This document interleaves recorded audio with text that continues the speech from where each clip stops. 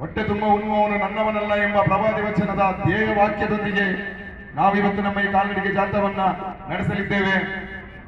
ದಯವಿಟ್ಟು ಮತ್ತೊಮ್ಮೆ ಹೇಳ್ತಾ ಇದ್ದೇನೆ, ಯಾವುದೇ ಕಾರಣಕ್ಕೂ ಮಳೆ ಬರಲಿ, ಬಿಸಿಲೇ ಬರಲಿ, ಗಾಳಿಯೇ ಬರಲಿ, ಅಂಜದವರು ನಾವು.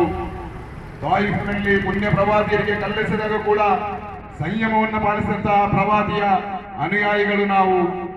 ಚಿತ್ರಹಿಂಸೆಗೊಟ್ಟು ಪ್ರವಾದಿಯವರನ್ನ ಚಿತ್ರಹಿಂಸೆಗೊಟ್ಟು ನರಕ ಯಾತನೆಯನ್ನು ಕೊಟ್ಟಂತಹ ಸಮಯದಲ್ಲೂ ಕೂಡ ಸಂಯಮವನ್ನು ಪಾಲಿಸಿದಂತಹ ಧರ್ಮ ಇಸ್ಲಾಂ ಧರ್ಮ. ಆದ್ದರಿಂದ ಓ ಮುಸ್ಲಿಂ ಅನುಯಾಯಿಗಳೇ, ಓ ಪ್ರವಾದಿಯರ ಉಮ್ಮತಿ, ದಯವಿಟ್ಟು ನಾವು ನಮ್ಮ ಶಿಸ್ತು ಹಾಗೂ ಸಂಯಮವನ್ನು ಪಾಲಿಸೋಣ. ಈಗ ಈ ಕಾಲ್ನಡಿಗ ಜಾಥವನ್ನ ಮಸ್ಜಿದ್ ರಹಮಾನ್ ಸಮಿತಿಯ ಉಪಾಧ್ಯಕ್ಷರಾದಂತಹ ಮುಸ್ತಫಾ ಮುಲಾರ್ ಹಾಗೂ ಹಿದಾಯತುಲ್ ಇಸ್ಲಾಂ ಮದ್ರಸಾ ಕಲ್ಲಗುಡ್ಡೆ ಇದರ ಅಧ್ಯಕ್ಷರಾದಂತಹ ರಶೀದಾ ಜಿನೈತಾಡಿ ಅವರು ಜಂಟಿಯಾಗಿ ಉದ್ಘಾಟನೆಯನ್ನ ನೆರವೇರಿಸಲಿದ್ದಾರೆ. ದಯವಿಟ್ಟು ಇಬ್ಬರು ಪುಟಾಣಿ ಮಕ್ಕಳು